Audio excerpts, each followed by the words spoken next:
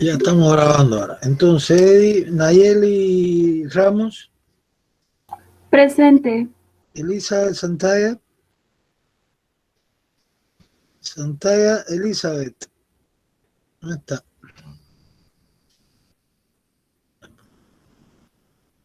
David Cayo, Presente, doctor. Buenas tardes. Carlos Castro, Presente, doctor. Cristian Ramos, Presente, profesor. José Lupaca, Presente, profesor.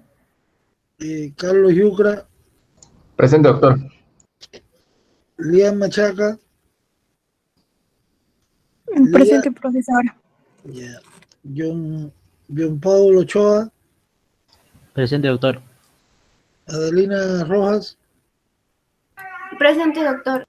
Amelia Cayo, Buenas tardes, doctor. Presente. Danisa Vargas, Presente, doctor. Nayeli Flores, Nayeli, Presente, doctor. Presente, doctor. Nayeli Flores. Sandy Pilco, Presente, doctor. Mioyin, Arela, Presente, doctor. Jocelyn Quispe, Presente, doctor. Ruth Turpo Presente, doctor. y Susana Oreta. Presente, doctor. Hay un solo alumno que no ha respondido, que es Elizabeth Santalla. No me escucha, ¿no? Parece que no está conectada. Vamos a ver después qué pasa. Bueno, señores, entonces miren, vamos a hacer la primera parte de la actividad de hoy. Yo voy a ser bien breve en lo que vamos a tratar hoy. De todas formas, mañana sí, la clase teórica, todos juntos en el grupo vamos a estar y ahí vamos a dar en detalle bien la clase teórica. Yo les dije en la clase anterior que trajeran algún tipo de duda, pregunta sobre el cráneo. ¿Trajeron algunas preguntas o no? Doctor, yo quisiera hacer una consulta. A ver, dígame. La anterior vez no me quedó bien claro qué nervios o qué pasan por el agujero yugular. Eso no sé si podría mencionarlo. Por el agujero yugular pasan 3 nervios. El 11º par craneal, bueno, vamos a ir en orden. El 9º par craneal, que es el glosofaringio. El 10º, que es el neumogástrico vago. Y el 11º, que es el accesorio espinal. Y entonces también acuérdate que ahí se forma la vena yugular interna también. ¿Sabes? La vena yugular interna, que es una vena importantísima de la circulación mayor. De las 3 yugulares que hay en el cuello, esa es la que más sangre lleva, la de mayor calibre. Y que recoge todo el contenido, la sangre esa venosa, cargada en CO2 y sustancias tóxicas que hay que llevarla al corazón para purificarla por los circuitos circulatorios. A ver, otra pregunta. ¿Dijo nervio accesorio qué? ¿Nervio accesorio qué? Los nervios o espinal, accesorio o espinal. Ya. Tienen los dos nombres. Gracias. Es el 11º par craneal. A ver, ¿alguna otra pregunta con relación al cráneo? O puede ser las articulaciones también del cráneo, de la cabeza. Señores, si no hay preguntas, yo salto ahora directamente a la columna. ¿Lo ven?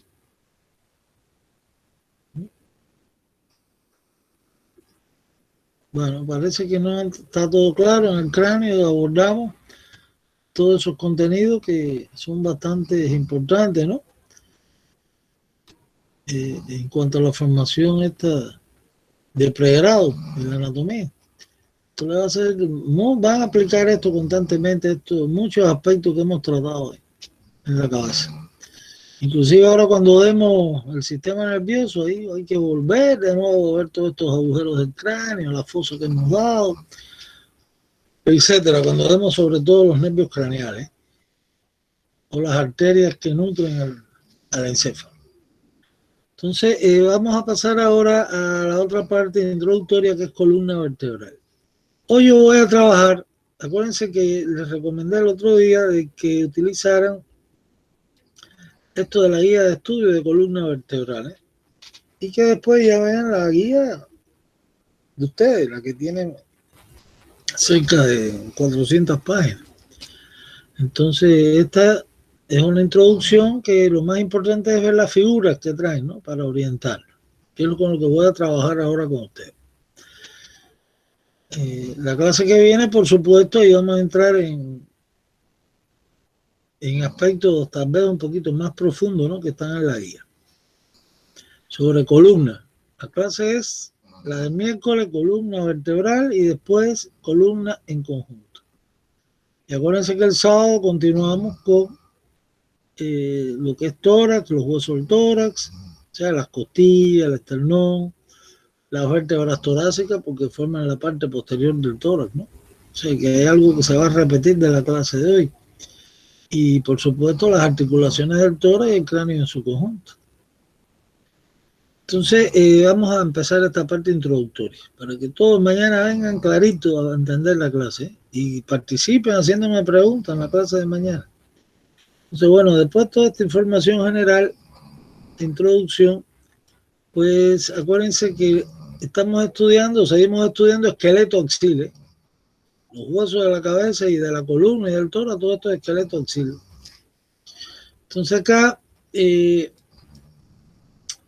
la columna pasa algo parecido en cuanto al desarrollo filogenético, ¿no? En nuestro esqueleto, que a lo que había sucedido en la cabeza, o sea que están en la columna, sobre todo la parte de las articulaciones, los medios de unión, que ahora vamos a ver cuáles son, pues recorren toda la clasificación filogenética esa. Hay articulaciones continuas, fibrosas, las hay continuas, cartilaginosas, de los dos tipos. Hay otras que son articulaciones sinoviales, etc.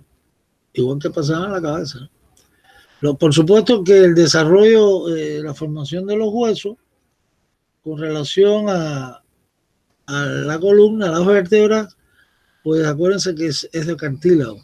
Las vértebras son de osificación cartilaginosa, o condral. Entonces acá en la columna, igual que en el tórax, se conserva la disposición segmentaria o metamérica, o sea que las vértebras, igual que después sus medios de unión entre los cuerpos de las vértebras, o sea, los discos intervertebrales, pues conservan esa disposición por segmento, ¿no? Cada vértebra, igual que un disco, es un segmento, ¿no? Donde se pierde realmente nuestro esqueleto y en nuestro aparato locomotor, la disposición segmentaria es en las extremidades, no en el tronco. Entonces acá, pues, podemos hablar de las curvaturas, que hablan aquí el desarrollo de las curvaturas de la columna. Vamos a dejar eso para el final. Arreglar acá un poquito esto. Pues entonces, aquí hay un problema que se le fue a la secretaria. Ya. Ahora sí. Entonces, la longitud de la columna, como planteamos aquí, de un adulto normal, en el hombre por la talla, que es mayor que la mujer, es un poquito más, ¿no? Entonces, es entre 73 y 75 centímetros. Dentro, acuérdense, de la columna hay un conducto, ¿no? Un conducto que está situado ahí, la médula espinal, ¿no? Esa porción del sistema nervioso central está dentro de la columna. Cuando estamos en época de crecimiento, digamos hasta los 5 años de edad después del nacimiento, pues prácticamente el tamaño del conducto vertebral, o sea, la longitud de la columna es bastante proporcional con relación a la longitud de la médula espinal. ¿Qué pasa después? Que los huesos, las vértebras siguen creciendo, por supuesto la columna también, hasta que alcanza esta longitud, ¿no? Máxima, digamos 75 centímetros. Y por supuesto que a partir de los 5 años de edad, que ya se ha desarrollado todo lo que es el sistema nervioso, tanto el encéfalo como la médula, pues ya no crece más la longitud de la médula. La médula tiene alrededor de 42 a 45 centímetros de longitud, o sea que es más pequeña, por supuesto, que la longitud de la columna. Ese estuche óseo, ¿no?, que forma el conducto vertebral, pues le queda grande, digamos. Y eso, cuando vemos el sistema nervioso, tiene que ver con la disposición, la longitud, el ángulo de inclinación y la trayectoria de los nervios espinales, que se van haciendo cada vez más largos y más oblicuos desde la región cervical hasta la cola de caballo en la región sacra. Para que tengan una idea, la médula espinal pues termina aproximadamente a la altura del cuerpo de la segunda vértebra lumbar. O sea que en las siguientes vértebras que hoy vamos a ver, L3, L4, L5, todas las vértebras sacras hasta el coxis, pues ahí lo que hay es la cola equina, la cola de caballo, ¿eh? No hay médula. La médula termina en el cono terminal, que ya verán qué es eso cuando vemos nervioso, pues termina a nivel de L2. Por eso la punción lumbar, cuando se indica para la extracción del líquido cefalorraquídeo, por un método diagnóstico, tratamiento, etcétera, pues tiene que ser por debajo de L2 para no lesionar la médula. Entre L3, L4, L4, L5, eso es lo que se plantea en las normas de cirugía, ¿no? Porque hay una imposibilidad de lesionar con la aguja que usted está introduciendo en un conducto, pues no va a lesionar, por muy mal que lo haga, a la médula, sino lesionaría alguna raíz de los nervios de la cola de caballo, etc. Entonces ya saben lo de la longitud, 75 centímetros más o menos. Entonces ustedes tienen que saber por acá esto, aquí estamos viendo 3 vistas diferentes en la columna. Entonces estas vistas, aquí estoy viendo la vista anterior, la del medio, la vista posterior, la que está a la izquierda, y la vista lateral o el plano sagital, podríamos llamarle también, ¿no? De la columna en su conjunto. Es la que está a la derecha de ustedes. Acuérdense que esto está en posición anatómica frente a ustedes. Entonces acá llama la atención que las vértebras se agrupan, que es lo que vamos a tratar ahora, por regiones. Entonces hay vértebras en el cuello, que son las cervicales, que son 7, desde C1 hasta C7. Acuérdense que hay algunas que tienen nombres específicos. La primera vértebra cervical es el atlas, ¿no? Es la que se articula con el occipital, con la cabeza. La segunda es el axis, que tiene un diente, aquí se ve el axis, tiene un saliente, después lo vamos a ver más hacia arriba. Proceso odontoide o diente. Después ya la séptima vértebra hacia abajo, pues es la que le llaman prominente, porque es la que tiene el proceso espinoso, más largo. Inclusive si usted ve el cuello, en la región posterior ahí del cuello, si flexiona la cabeza, se observa el proceso espinoso de esas vértebras, ¿no? Como una bolita que se puede hasta palpar. ¿Por qué? Porque es muy largo y casi horizontal. Entonces ya es lo que le llaman vértebra prominente a la séptima. Y bueno, por debajo ya tengo las torácicas, que son 12 vértebras. Después ya vienen las lumbares, 5. Las sacras, que a medida que en nuestro desarrollo no somos capaces de tomar la posición bípeda ya al año y después empezar a deambular, a caminar en posición vertical, pues por el peso se consolida. Ocurre aquí la sinostosis entre ellas. Aquí están estas líneas transversas en la cara anterior del sacro, que es la huella de la sinostosis de los discos intervertebrales, ¿no? Por el peso que soporta esta zona. Son 5 vértebras sacras. Y por acá el coxis, que es el rudimento de la cola, que en el organismo humano esto no tiene ninguna función importante, pues ahí puede variar las vértebras entre 1 y 4. Entonces hay que saber las regiones de la columna, la región cervical, la región torácica, la región lumbar, la sacra y la coxidia, o el coxis, y saber el número de vértebras que hay en cada una de ellas. Después que ya tenemos esto claro, pues hay que, esto es importante, señores, esto tienen que hacer un resumen. Nosotros vamos a estudiar 3 aspectos importantes. Las características generales, que también podemos llamarle comunes de las vértebras. Después las características regionales de las vértebras. ¿Qué quiere decir regional?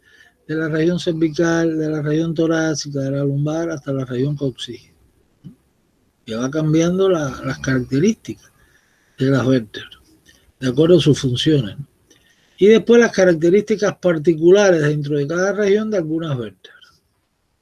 Entonces, en ese sentido, deben preparar su repaso, su resumen. Aquí esto está bien organizado, pero aquí pueden hacerlo. Entre las características, yo se las voy a señalar acá en una figura, en esta, ¿no? Esta es una vértebra torácica, una vista superior y una vista lateral. Entonces aquí tomo esta vértebra que se puede ver en cualquiera, lo que voy a hablar ahora, pero aquí se ve muy bien, está muy manifiesto y la podemos identificar lo que son las características comunes. Tengan cuidado porque es un tipo de evaluación que cuando tengamos la práctica, a ustedes les toca el viernes, sobre esto, pues ahí yo les voy a preguntar oral, digamos, dígame las características comunes de las vértebras, o las regionales, o las particulares de tal vértebra. Son diferentes tipos de formas de evaluar esto. Entonces, características comunes son el cuerpo, que es la parte sólida del hueso. Acuérdense que esto es un hueso irregular, ¿eh? Irregular, fíjense cómo del cuerpo hacia atrás, pues se forman salientes, ¿no? 7 salientes que son procesos o apófisis, que ahora vamos a ver sus nombres. Entonces, esto es un hueso irregular a la hora de clasificarlo. Entonces, las partes, repito, características comunes son el cuerpo, que es la parte sólida, que soporta el peso y que va aumentando en la columna a medida que voy descendiendo, porque es mayor el peso que soporta cada vértebra, ¿no? El cuerpo se proyecta hacia adelante. La parte posterior de la vértebra es lo que le llaman el arco. Todo esto es el arco vertebral, ¿eh? El arco está formado en la línea media hacia atrás por las láminas vertebrales. Son 2 láminas, una a la derecha y otra a la izquierda. La unión de las 2 láminas es lo que cierra por detrás del arco y es lo que va a formar el proceso espinoso. Entonces ya saben, el arco que está formado por las láminas. Las láminas cierran en parte en lo que es el conducto vertebral posteriormente. El punto de unión del arco con el cuerpo, pues esta zona estrecha que es par, ¿no? A los ambos lados, que viene de un solo lado. Eso se llama el pedículo vertebral, esa es la otra parte de la vértebra. O sea, cuerpo, arco, pedículo. Y entonces, por supuesto, aquí me queda entre estas 3 estructuras el agujero vertebral. Y la sumatoria de todos los agujeros a lo largo de la columna, pues es el conducto vertebral o conducto raquídeo. En su interior está la médula espinal con las meninges, etc. Entonces, esas son las partes de una vértebra. Tienen que saber que además que todas las vértebras en el arco tiene 7 procesos. Hay uno impar que se proyecta hacia atrás y es el resultado de la unión de las 2 láminas. Eso se llama el proceso espinoso, ¿eh? Que se ve en la espalda de las personas. Recorre toda la columna desde el C7 hacia abajo, al saco. Por acá tengo los procesos transversos, uno a la derecha, otro a la izquierda, que en este caso, que es una vértebra torácica, están bien desarrollados. En otras vértebras pueden ser más chiquitos, más pequeños. En los procesos transversos se insertan, aparte de ligamentos, que ahora después hablaremos, pues músculos. De ahí el gran desarrollo que tienen, sobre todo en las vértebras torácicas. Entonces, ya tengo procesos transversos, uno a la derecha, otro a la izquierda. Procesos articulares, aquí lo veo, ¿ves? Superiores, son estos, me falta del otro lado. No puedo ver los de abajo, que son estos. Procesos articulares inferiores. Entonces, son 7 procesos, ¿eh? El espinoso, los transversos, los articulares superiores y los articulares inferiores. ¿Estamos claros? Esas son las partes o las características comunes de las vértebras, las partes de cualquier vértebra. ¿Estamos claros? Entonces ya vencimos esta parte. Ahora, yo estoy viendo acá una vértebra cervical. Entonces voy a empezar a describir ahora, déjame ver si acá está el título para que se organicen ustedes bien, características regionales, ¿ven? Características de cada región. Y para estudiar bien las características regionales, pues generalmente, ¿cómo hacemos nosotros? Tomamos las vértebras que están en el centro de cada región, no en los extremos, porque en los extremos ya se ven algunos cambios en estos huesos que como cambios transicionales, o sea, como si fueran vértebras en transición hacia la otra región que le sigue después. Vamos a darnos cuenta de esto. Entonces aquí, por ejemplo, en el centro de la región cervical, esta puede ser C3, C4, C5. Cualquiera de esas. Acuérdense que las vértebras se enumeran también con un nombre arábigo o romano, ¿no?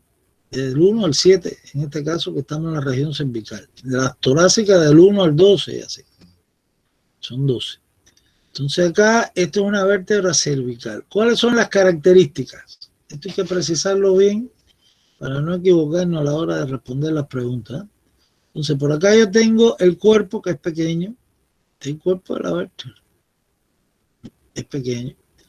El proceso espinoso, fíjense que es esto, este es el arco. El proceso espinoso en su vértice está bifurcado, está dividido. Proceso espinoso bifurcado en el vértice, esa es otra característica. La más importante de todas es esta, ¿eh? Tiene un agujero que atraviesa el proceso transverso, eso se llama el agujero transverso. Tiene uno a cada lado, en cada proceso transverso. Esa es la huella del paso de la arteria vertebral, de los vasos vertebrales, ya lo estudiaremos. Esa arteria cuando estudiamos el sistema nervioso, porque lleva sangre al encéfalo, ¿no? Entonces ya saben, características regionales que no se nos pueden olvidar, son varias, pero estas tres son las básicas. Cuerpo pequeño, proceso espinoso en el vértice está bifurcado, dividido, presencia de agujero transverso en los procesos transversos. Esto no lo tienen las otras vértebras. Lo demás es igual. Ahora, puedo añadir más cosas. Por ejemplo, acá fíjense el proceso, que es lo que vamos a dar después, que está en la guía, la otra, ¿no? En detalle. Acá en el cuerpo, a ambos lados hacia arriba, hay como unos salientes, ¿no? Y eso se llama los procesos unciformes. Unciformes. El agujero vertebral es grande y está de forma triangular. Sería otra característica. Entonces, pero las tres básicas es cuerpo pequeño, proceso espinoso en el vértice ahí, en la puntilla está dividido, bifurcado, y la presencia de agujero transverso. Se acabó. Entonces, esas son las características regionales para las vértebras que estamos viendo, que son las cervicales. Ahora acá, para las vértebras torácicas, que es esto que estoy viendo acá, sus características regionales, mejor las veo acá en la vista lateral. Entonces yo estoy viendo que en el cuerpo, ya próximo, por delante del pedículo, próximo al pedículo, tanto en el borde superior como en el borde inferior, que tengo unas superficies articulares, unas fositas costales o semifositas costales.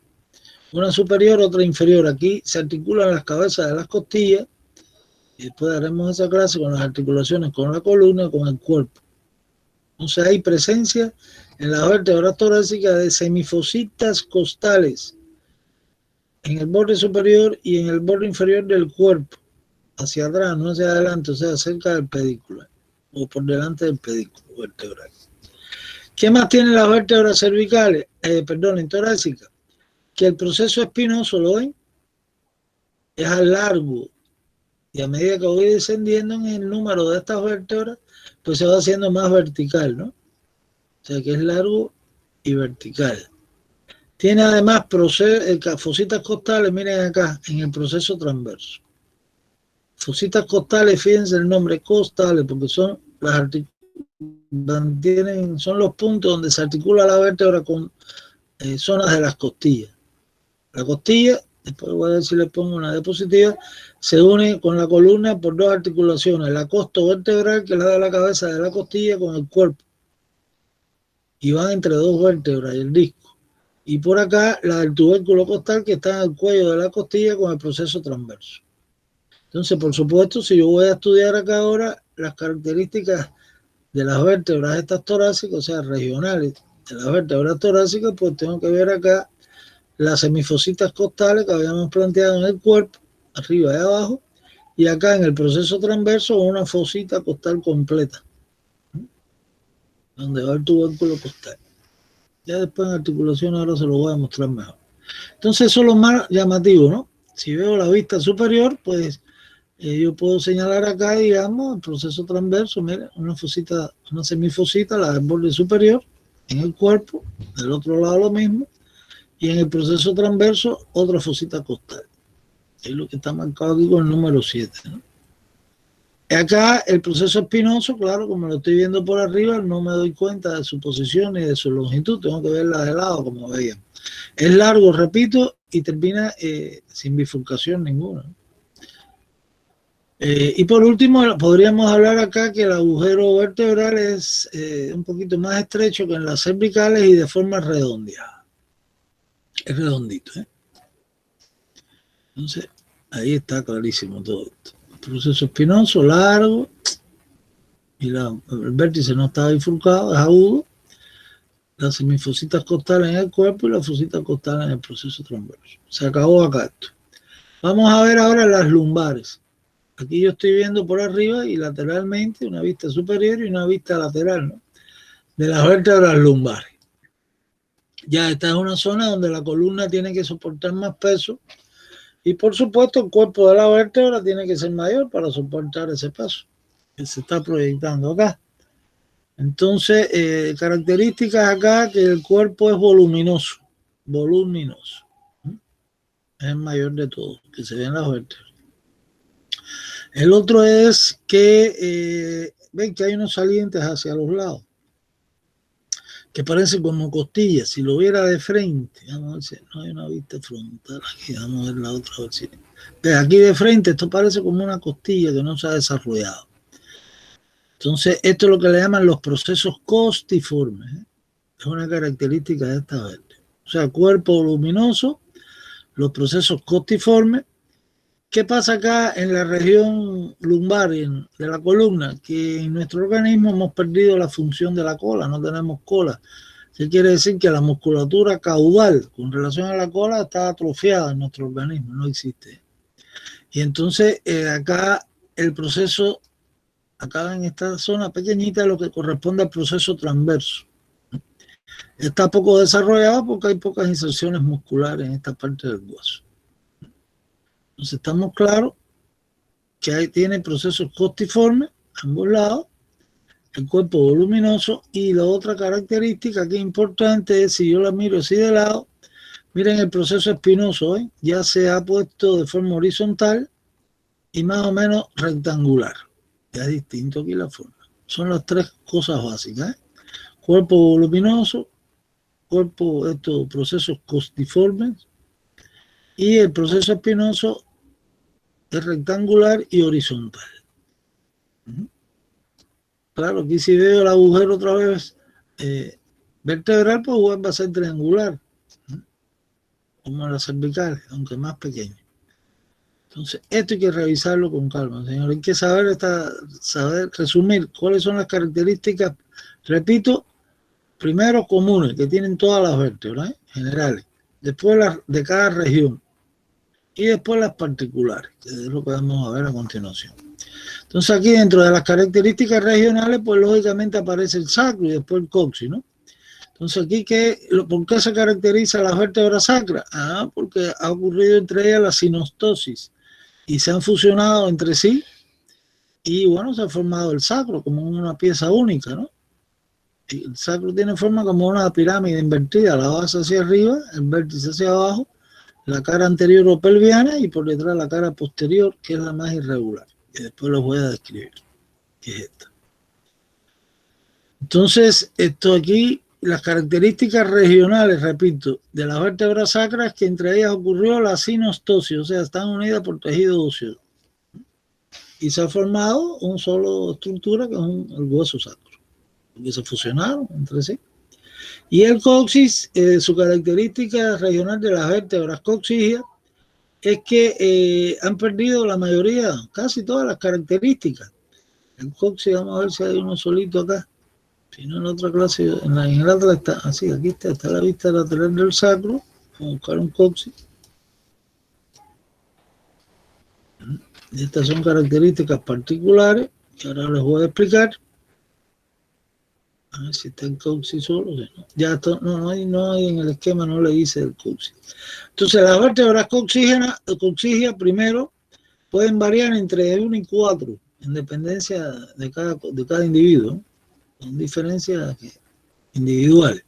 Entonces, acá el coxis, las vértebras, aquí no está el coxis, ¿se dan cuenta? Este es el vértice del sacro. Este es el cuerpo de C5, de la última sacra, que se une con la primera sacra, pueden ser hasta 4. Entonces aquí las vértebras sacras sí han perdido, son rudimentos ya de vértebras, que tienden a atrofiarse aquí los huesos, porque no realizan funciones para ninguno, claro, el coxis es importante en nuestro trabajo médico, porque el individuo que se fractura el coxis por una caída sentada, etcétera, pues a veces hay que hasta quitar el hueso, porque es un lugar que no se puede movilizar. Y en el caso de la mujer, el coxis sí, la mujer que va a tener el parto, no la necesaria, pues se mueve hacia atrás en el caso del hombre. No es así, ¿no? Y ayuda entonces con el movimiento hacia atrás del coxis, aumenta el diámetro anteroposterior de la abertura inferior de la pelvis y eso ayuda a la salida del niño en el momento del parto, ¿no? Por el canal del parto. Entonces, en estas vértebras pues han perdido, solo tienen el cuerpo, aquí no hay ni procesos ni nada, no tienen procesos espinosos ni transversos, solamente lo que ha quedado es rudimento del cuerpo que cada vez va siendo menor. Esas son sus características. Entonces ya después que yo tengo claro todas estas características regionales, pues tengo que entrar ahora a ver características particulares en cada región. Acá ustedes tienen que precisar, apunten las características particulares, revísenlas bien, después que se lean la información que aparece en esta guía, en la otra guía está bien completo esto, de la primera vértebra cervical que es el atlas, que es esa que están viendo ahí, de la segunda que es el axis, de la séptima vértebra cervical, y vamos a poner la sexta también, está en el atlas, 6 y 7. O sea que las características particulares están en los extremos de cada región, digamos. C1, C2, C6 y C7. En las torácicas pues tienen que ver T1, sus características particulares, después T10, T11 y T12. Y hasta ahí. Y después entre las características particulares va la descripción del sacro como hueso completo. Entonces acá vamos a ver lo primero. En cuanto al atlas, esta es la posición anatómica de frente a usted, esta es la parte anterior, ¿eh? Correcto, y aquí la parte anterior es esto. Esta es la vista superior, esta es la vista inferior. Fíjense que es diferente. Si observamos, digamos, las superficies articulares, ¿no? En la cara superior se van a corresponder con los cóndilos del occipital. Entonces, estos son superficies que son excavadas, ¿no? Cóncavas. Parece como la suela de una chancleta también, ¿no? O sea, en el centro está un poquito estrecha. Las superficies articulares superiores del atlas. Mientras que las inferiores son planas y son de forma ovalada, tienen otra forma.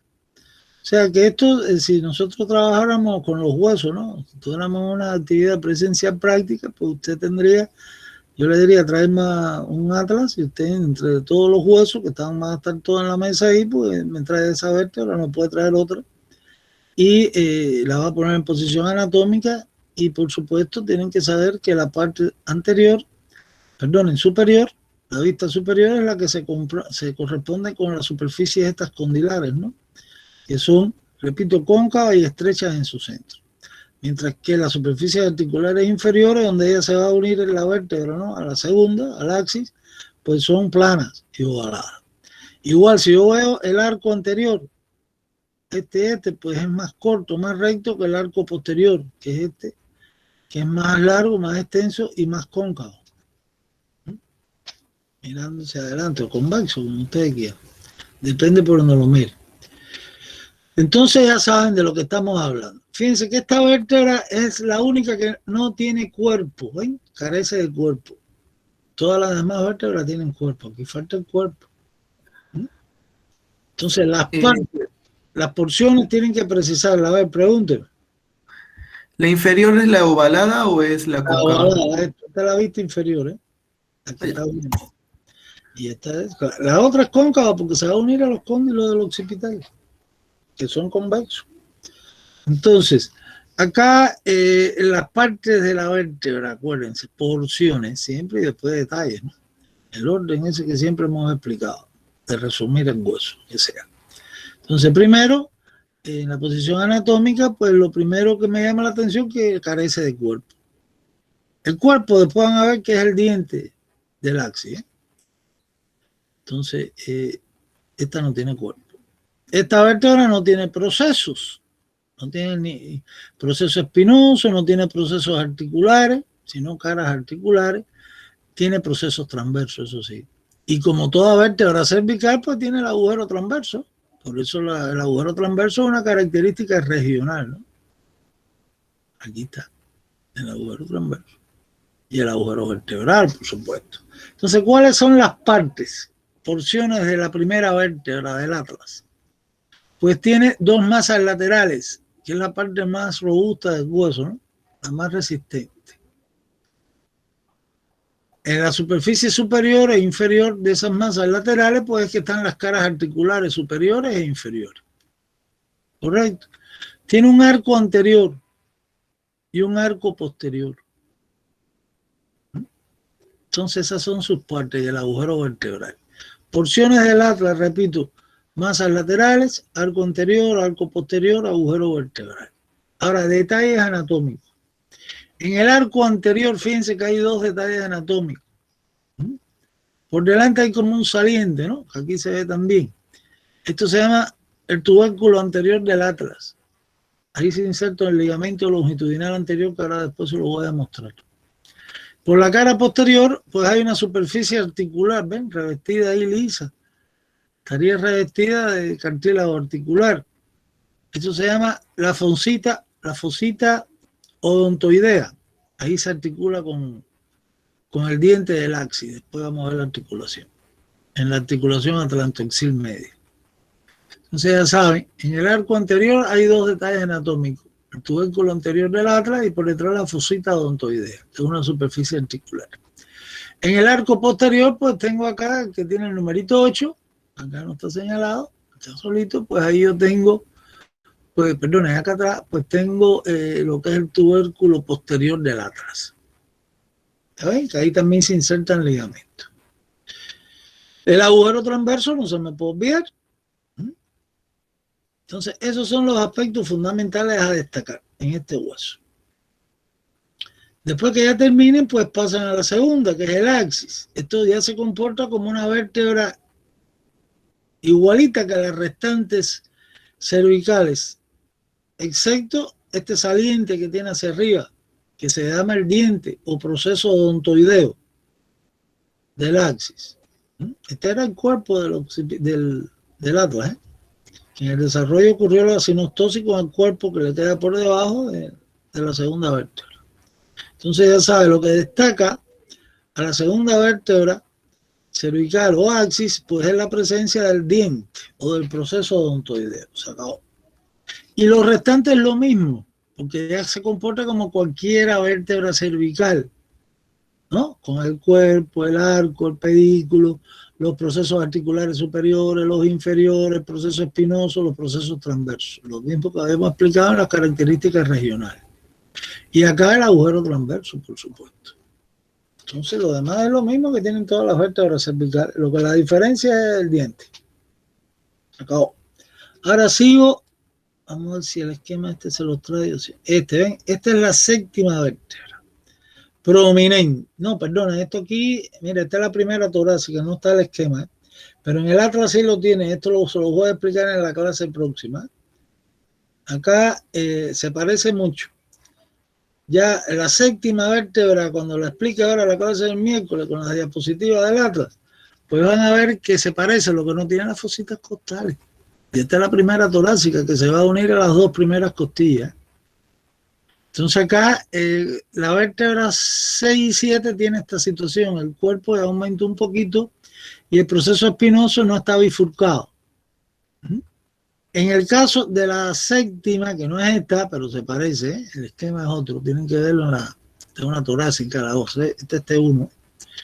Entonces, en el caso de C7, que se llama prominente, porque tiene el proceso espinoso muy largo, prominente, se ve ahí en el cuello abajo como una bolita, cuando usted flexiona el cuello, pues entonces esta vértebra generalmente, además de tener el proceso largo, en ella no se ve muchas veces, a veces sí, pero muy estrechito, lo que es el agujero transverso. Puede faltar, ¿eh? Y por arriba C7, que aquí tampoco está, tienen que verlo en la otra guía, y en el atlas, pues está C6, que se parece un poquito en cuanto a la longitud del proceso espinoso, pues ya ese sí tiene, igual que la restante, del agujero transverso, pero vamos a ir atrás para mostrarle algo que es una de sus características. Cuando di las características regionales de la cervical al principio, con la vértebra cervical, pues tengo torácica, ahora viene. ¿Ves acá? El proceso transverso, pues la 6 tiene lo mismo, lo que el proceso espinoso está largo y sin dividir en la puntita. Entonces acá tiene su agujero transverso, por supuesto, mucho más chiquito que esto, y acá este es el proceso transverso que tiene adelante un saliente que se llama el tubérculo anterior y un tubérculo posterior, lo van a leer en la guía, donde hay más detalles que acá, ¿no? Entonces acá, bien importante que sepa que C6, el tubérculo anterior está bien desarrollado, ¿no? O sea, es más grande que las restantes vértebras cervicales y que está relacionado directamente con la arteria carótida, ¿eh? ¿Está correcto? Con la arteria carótida común o primitiva. Inclusive a este tubérculo se le llaman los clásicos el tubérculo carotidio, el tubérculo anterior, ¿eh? Por la relación con la arteria carótida. Y ahí es donde usted puede palpar ahí el pulso carotidio, si comprime a los lados, usted mismo puede hacerlo en el cuello y siente el latido de la carótida contra el tubérculo anterior o carotidio de C6. Entonces, bueno, esas son las características, repito, que distinguen a las vértebras cervicales. Tienen que buscarlas en los extremos. Cuando lean la otra guía, pues van a buscar C1, C2, C6 y C7, que las distinguen. Entonces, después pasamos a las torácicas. Igual encontramos las características particulares en los extremos. Hay que ir a T1, después a T10 y a las dos últimas, 11 y 12, que son igualitas las dos. Entonces vamos a buscar acá T1 primero. Entonces T1, ¿por qué se caracteriza? Ahí la tienen, ¿eh? Esto, claro, a ustedes se les facilita ahora, pero si tuvieran una práctica presencial, ahí estarían todos los huesos y tendrían que traerme la vértebra esta, no otra. ¿Y por qué tienen que guiarse? Ah, por la superficie esta. Acuérdense que tiene fositas costales. Pero ¿qué pasa con la primera vértebra esta torácica? Que se une a dos costillas. Ahora cuando veamos el tórax, en las próximas clases van a ver que la mayoría de las costillas, salvo la de los extremos, la primera, la 11 y la 12, digamos, pues está la cabeza de la costilla, se articula entre dos vértebras. En el caso de T1, pues como se une a dos costillas, no a uno, pues va a tener una superficie costal, una fosita costal, ¿ven? Superior completa y una semifosita para la segunda costilla en su borde inferior, que correspondería ahí a lo que sea, a la parte que se va a articular de este hueso con la cabeza de la segunda costilla. Y por supuesto acá siempre en el proceso transverso van a tener una fosita costal completa. ¿Está claro? O sea que lo que caracteriza, repito, a la T1 es la presencia en el cuerpo de una fosita costal completa y una semifosita digo porque es la mitad, ¿no? En el borde inferior para la segunda cabeza de la segunda costilla. Y por supuesto, en el proceso transverso, pues hay otra fosita completa. Así, antes de terminar la clase les puedo poner ahí algo de esto. Entonces aquí estoy viendo T10, este es T10, ¿ven? O T11, bueno, lo que tienen son semifositas. T10 lo que tiene es una fosita completa, por delante del pedículo. Y T11 pues tiene ya casi en el pedículo, pues otra fosita completa para unirse a la cabeza de la costilla 11 y después la 12. Y no tiene, por supuesto, en los procesos transversos, porque les dije que estaban poco desarrollados al principio, porque no hay musculatura caudal en nuestro organismo, como un cuadrúpedo, etcétera. Pues entonces aquí la musculatura se ha atrofiado en nuestro organismo a nivel de las vértebras y el punto de inserción es menor y los procesos transversos son pequeñitos. Entonces acá las costillas, las dos últimas, acuérdense que son las que se llaman flotantes, ¿no? Esas no se unen ni siquiera al esternón. Acá solamente tienen punto de unión, esas costillas flotantes, al cuerpo de la vértebra, no al proceso transverso. Quiere decir entonces que en el proceso transverso no hay fositas costales ni nada de eso. Claro, eso tienen que verlo con cuidado, para que no se equivoquen. Y es sencillo, y ver la imagen en el atlas, o aquí. Entonces, bueno, ya aquí estamos hablando de vista lateral, ya esto tiene que ver articulación. Miren, aquí hay un agujero, que después lo voy a explicar en el final lo que es columna en conjunto. Este agujero se llama el agujero intervertebral, ¿no? o de conjunción, que está entre un pedículo y el otro, entre dos vértebras continuas. Y por supuesto, los agujeros estos son importantísimos porque por aquí salen los nervios espinales o raquídeos, el conducto vertebral. Hay uno a la derecha y otro a la izquierda, se ven en la vista lateral, ¿eh? No tiene que ver nada con el agujero vertebral. Después lo vamos. Ya estos son articulaciones. Entonces vamos a ir hacia atrás de nuevo y vamos a ver el sacro ahora como característica particular. Ya terminamos con las lumbares. Tienen que leerse todo esto con calma, ¿eh? Entonces vamos a buscar el sacro ahora. Y vamos a describir lo más importante de esos huesos en su conjunto, como características particulares del sacro. Primero, el sacro, que ahí lo tiene, después más adelante lo vamos a ver en una pelvis, etcétera, a medida que avancemos en las clases. Pues el sacro, acuérdense que forma parte de la pared posterior de la cavidad pelviana, ¿no? Cierra por detrás la pelvis, de la cintura pélvica. Entonces, el resultado ¿de quién? De las 5 vértebras sacras, ¿eh? Que ha ocurrido entre ellas el proceso de sinostosis. Entonces, ustedes tienen que describirlo. El sacro es un hueso irregular, igual que las vértebras. Tiene forma de una pirámide invertida, ¿no? La base hacia arriba, el vértice, una cara anterior y una cara posterior. La cara anterior es la que está mirando hacia la cavidad de la pelvis, ¿no? Por delante de la cara anterior está recto, digamos. La parte terminal del tubo digestivo. Entonces, la cara anterior es cóncava, cuando lean, y va a ver que es bastante lisa. Y los detalles anatómicos ya que se describen en ella son las líneas estas transversas, ¿ven? 4 líneas transversas, que esa es la huella de la sinostosis a nivel de los discos intervertebrales. Y vamos a ver acá los agujeros sacros anteriores. ¿Ven? Por ahí salen las ramas ventrales de los nervios sacros cuando demos después del sistema nervioso, ¿eh? Van a hablar del plexo sacro, aquí tremendos nervios importantes que están destinados a la inervación de órganos pelvianos y del miembro inferior también.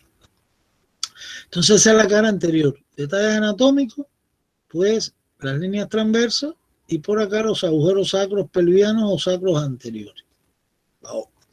La cara posterior es más accidentada y aquí sí hay que tener otro poquito de cuidado, ¿no?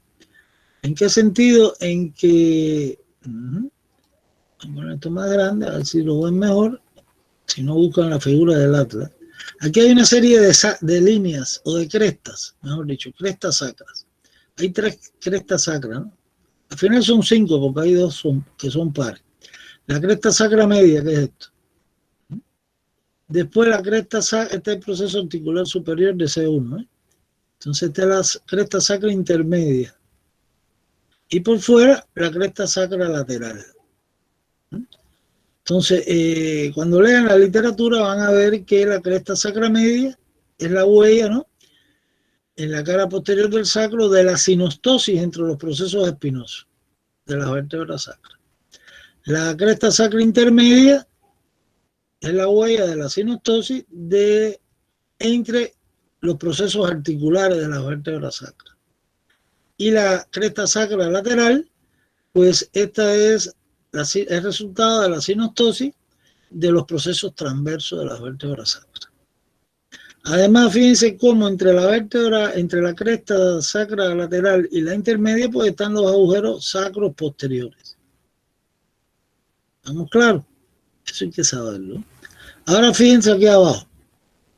Hay una abertura que si estuviéramos viendo el hueso, después buscan la diapositiva en el atlas, que ahí se ve perfecto esto.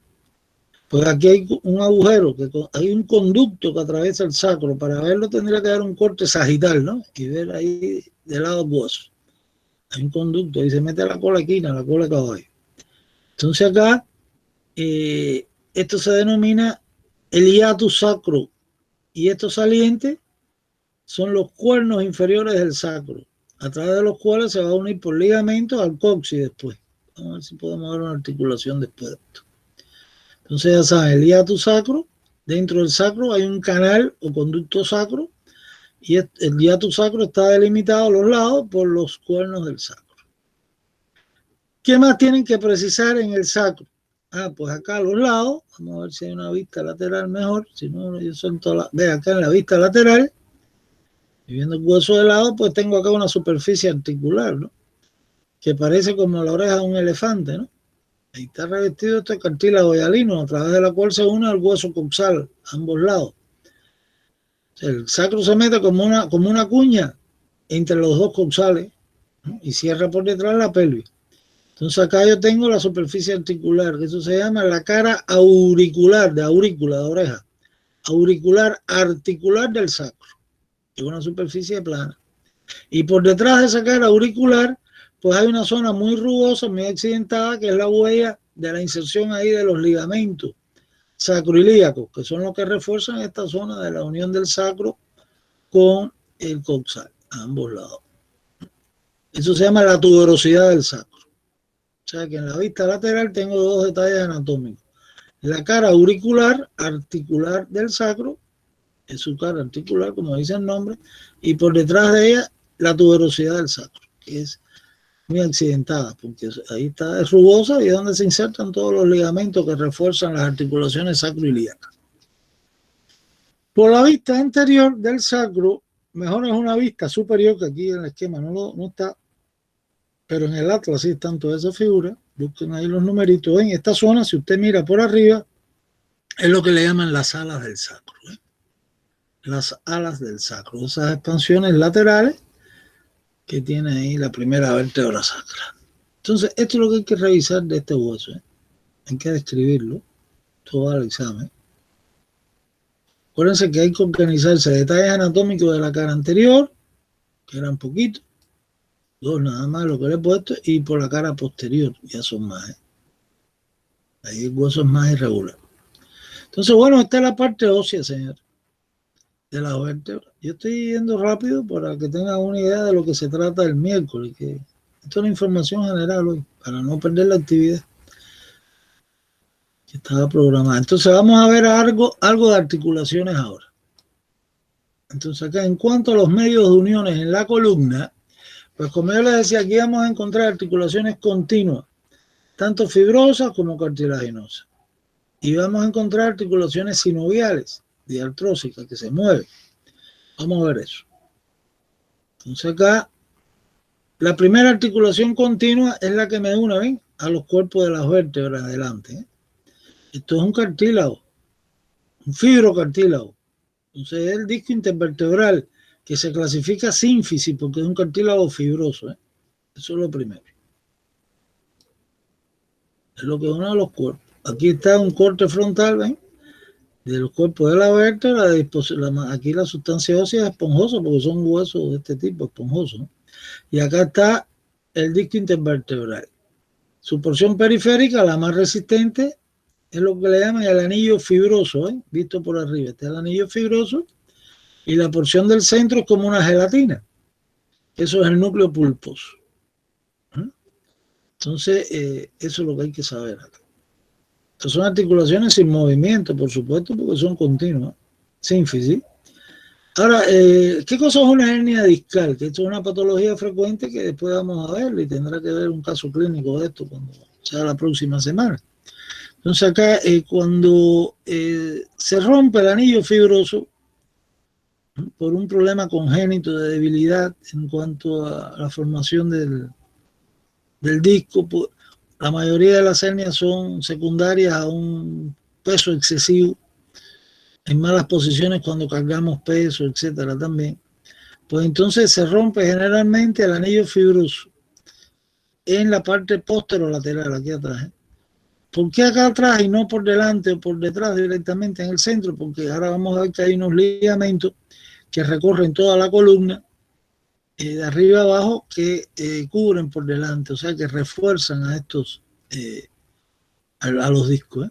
Y lo mismo ocurre dentro del conducto vertebral, que hay un ligamento longitudinal posterior que va recorriendo toda la columna, en su centro más o menos. Entonces, cuando se rompe el anillo fibroso por un peso excesivo que hagamos, sin los medios de protección, si somos constructores, que estamos cargando, en algunos deportes también se ve mucho esto, pues ¿qué ha pasado? Que el anillo fibroso se ha roto, se ha fisurado, y el núcleo pulposo, que es como una gelatina, que es la que soporta el peso, pues se salió de su lugar y hace como una hernia, ¿no?, un divertículo, un prolapso, que va a comprimir al nervio espinal o a las raíces del nervio espinal. De eso se trata una hernia discal. Eso es súper frecuente. Entonces, ven, otro de los medios de uniones entre los cuerpos es esto, el ligamento longitudinal anterior. O sea, que hay un ligamento como una banda de tejido conjuntivo, en este caso es una articulación continua, fibrosa, una sindesmosis, porque es un ligamento. Tengan cuidado con la clasificación de esto. Entonces, estos son sindesmosis los ligamentos. Entonces, el ligamento longitudinal anterior recorre toda la columna, desde el atlas hasta el sacro, por la parte de adelante, por la cara anterior. Y va aumentando de espesor, de anchura, de medida que va bajando. Y el otro es el ligamento longitudinal posterior, que también recorre toda la columna, está metido dentro del conducto. Fíjense que aquí las vértebras se han cortado por el pedículo, se ha quitado el arco. Estoy viendo la cara posterior, o de los discos intervertebrales, o del cuerpo de la vértebra. Entonces, el ligamento longitudinal posterior se extiende desde el axis, porque acuérdate que el atlas, acuérdense que el atlas seguro no tiene cuerpo, ¿no? Entonces va igual desde C2, en este caso, hasta las primeras vértebras sacras, pero dentro del conducto, ¿no? Por detrás de las vértebras y los discos. Inclusive la trayectoria es diferente, fíjense cómo se hace ancho, tiene una forma como festoneada, va formando festones, ¿no? La parte ancha a nivel de los discos, la parte estrecha a nivel del cuerpo, y así va recorriendo toda la columna hasta el sacro. Esto es otra sindesmosis, son articulaciones fibrosas. Vamos a ver una vista lateral. Vamos a ver acá. ¿Ves? Acá esto ya es un segmento, ¿no? Dos vértebras. Entonces el ligamento longitudinal anterior pasa por delante. Este es el disco intervertebral. Y dentro del conducto aquí tengo el ligamento longitudinal posterior. ¿Estamos claros? Entonces estos ligamentos longitudinales tienen que saberlo clasificar, o sea, son articulaciones continuas, fibrosas, ligamentos, son sindesmosis, tipo sindesmosis. ¿Y cuál es la función del ligamento longitudinal anterior? Por si él va desde el atlas, imagínense, hasta el sacro, por delante, pues limita la extensión de la columna, que la columna se vaya hacia atrás. Y el posterior, lo contrario, limita la flexión de la columna excesiva, ¿no? Eso es lo que hacen todos estos individuos que hacen todas las acrobacias en los circos, en el du Soleil, etcétera. En cualquier circo que se mete en la cabeza entre las piernas, desde chiquitico, están venciendo el tono muscular en sus ejercicios que hacen. Estos individuos que son niños y van venciendo el tono de estos ligamentos, y es lo que le permite mayor amplitud, ¿no? En estos movimientos de extensión y de extensión. Pero no, la mayoría de las personas esto no ocurre. Entonces ya saben que el ligamento longitudinal anterior, que es este que pasa por delante, limita, ¿qué cosa? La extensión, que se vaya la columna hacia atrás, de la columna.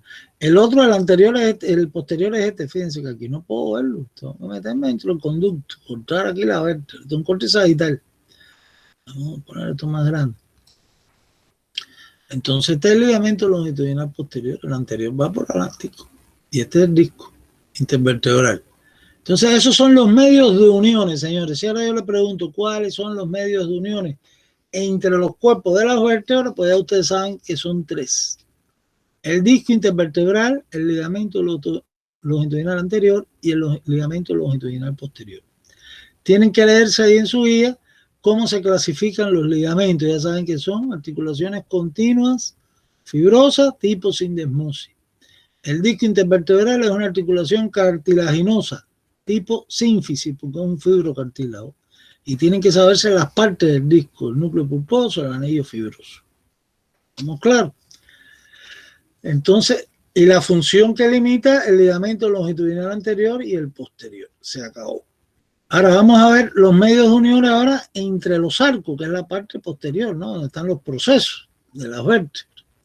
Entonces aquí tengo que tener cuidado, porque hay muchos ligamentos que sus nombres son fáciles de recordar, ¿no? O sea, que son articulaciones continuas. Vamos a ver si puedo ver. Aquí está el cuerpo. Esto es el ligamento longitudinal anterior. Ya, no hay más nada de esto. El otro es el anillo. Vamos para adelante. Entonces, ven, aquí hay una serie de ligamentos. Esta es una vista posterior. Estoy viendo por detrás. ese segmento. Esto es un corte sagital, donde estoy viendo aquí inclusive un ligamento que me une las láminas. Esta es la lámina. Como estoy viendo la mitad, la lámina del lado derecho de esta vértebra, igual que esta, que aquí está el proceso espinoso que se ha cortado, ¿no? El proceso espinoso es el resultado de la fusión de las dos láminas. Cuando eso no ocurre, pues hay una malformación congénita que ya vamos a estudiar en neurología, en neuroanatomía, que es la espina bífida oculta, ¿eh? O el meningocele o el mielomeningocele, que es más complicada ahí esa malformación congénita. La espina bífida oculta es la falta de fusión entre las dos láminas, donde en una vértebra queda expuesto por detrás el conducto, porque no hay proceso espinoso. Y eso se ve en la radiografía, las personas que lo tienen. Entonces aquí hay un ligamento que ya verán que es el amarillo, que une las láminas y que cierra por detrás el conducto. Ven, aquí hay una serie de ligamentos. Estos son los procesos espinosos, ¿no? Entonces, fíjense, ligamento entre los arcos que son sindesmosis. Acuérdense, los ligamentos son sindesmosis. Articulaciones continuas, fibrosas. Entonces aquí tengo los ligamentos interespinosos. Este es facilito. Están ocupando los espacios, uniendo los procesos espinosos, ¿eh? Rellenan los espacios entre un proceso espinoso y el otro. ¿Qué pasa con el proceso, con el ligamento interespinoso? Que cuando llega al vértice de los procesos espinosos se engruesa, se hace un poquito más redondeado, y es lo que le llaman el supraespinoso, ligamento supraespinoso. Ese nombre hay que saberse. Aquí está, si ven ahí después la leyenda, es el número 9, ¿no? El número 8, perdón. Lo buscan y van a ver que este es el supraespinoso. El ligamento supraespinoso, por el peso de la cabeza, para que no se vaya hacia adelante con el peso de la cabeza, pues se hipertrofia en las vértebras cervicales, y es lo que le llamamos, con el número 2 aquí, el ligamento nucal, que por supuesto un cuadrúpedo es mucho más desarrollado con nosotros, ¿no? Entonces, el ligamento nucal no me permite a mí palparme, tendría que ser una palpación muy profunda, que se puede hacer, ¿no? El que sabe esto lo encuentra, y puedo palpar los procesos espinosos de todas las vértebras cervicales. Pero acá, acuérdense que por eso C7, que está acá abajo, es la prominente, que es la única que puedo ver y palpar sin dificultad, porque por arriba ocupa toda esa zona, hasta la piel, el ligamento nucal. Entonces, el ligamento hasta ahora que hay que saberse, que unen a los arcos, el ligamento interespinoso, el supraespinoso, el nucal. ¿Está claro? Ahora, entre los procesos transversos, ya tu columna en conjunto, que es lo último que voy a explicarle, pues entonces entre los procesos transversos, pues hay ligamentos también que se llaman intertransversarios, ¿eh? Esto hay que buscarlo, aquí me creo que falta el esquema este. O sea, este es un proceso transverso, aunque aquí hay parte de las costillas también, ¿eh? Entre un proceso transverso y el otro, acá ven, y entre este y el abajo, pues hay unos ligamenticos, este que está aquí abajo, acá. Esos son a ambos lados, ¿no? Esos son los ligamentos intertransversarios, que unen los procesos transversos y son los que limitan los movimientos de inclinación a la derecha y a la columna. Cuando hago ese movimiento en la columna, inclinación a la derecha y a la izquierda. Entonces el ligamento es intertransversario. Este es el supraespinoso, ¿se dan cuenta? Me queda, vamos a ver el otro. Ahorita solo este, y está aquí con el numerito 4, que me une a las láminas. Esto es par, ¿no? Después entren a la van a ver ahí que hay buena figura en esta parte. Entonces acá, estos son los ligamentos amarillos. Son amarillos porque tienen muchas fibras elásticas. Inclusive cuando usted trabaja esto en un cadáver, en la práctica, pues lógicamente se ponen más oscuros. Por el contacto cambia su coloración el ligamento amarillo por la reacción con la solución de formalina, la solución conservadora, etc. ¿Cuál es la importancia del ligamento amarillo? Que es lo que hay que saberse, ¿eh? Primero, que al unir a las láminas de la vértebra de arriba con la de abajo y así toda la columna, pues entonces cierran conjuntamente con las láminas por detrás al conducto vertebral. Este es el conducto vertebral y es la única vía de acceso que tenemos nosotros en medicina al conducto raquídeo cuando voy a hacer la punción del espacio subaracnoideo. Cuando yo hago una punción lumbar, ¿está claro? Para extraer el líquido cefalorraquídeo, o para inyectar una anestesia raquídea, o para una anestesia epidural, puede ser también. Ya eso verán de qué se trata cuando toquemos eso en neurología. Pues entonces van a ver acá que la única vía de acceso que tengo que hacer en la punción lumbar con el trocar, con esa aguja que voy a meter ahí adentro, es atravesando el ligamento amarillo. ¿Correcto? Por debajo de la terminación de la médula espinal, por supuesto. Por eso el nivel de punción de la punción lumbar tiene que ser entre las vértebras L3, L4, L4, L5. ¿Por qué? Porque la médula espinal termina a nivel del cuerpo de L2. Ahí está su límite inferior. Y por supuesto, ahí si yo hago muy mal eso, lo hago por primera vez, jamás voy a lesionar con la aguja la médula y producirle un daño motor o sensitivo al paciente. Permanente, por muy mal que yo lo haga, pues lo que pincho es un nervio, la raíz nerviosa en la cola de caballo. El paciente se va a quejar a lo mejor por un corrientacito, un calambre, pero no le produzco daño ninguno. Entonces ya saben que la vía de acceso que tiene el médico, la única, para entrar, para hacer una punción al espacio subaracnoideo o al espacio epidural es atravesando el ligamento amarillo. No va a atravesar el hueso, ¿eh? Y esos ligamentos quedan expuestos. Yo les voy a explicar bien eso cuando demos la clase el miércoles, mañana.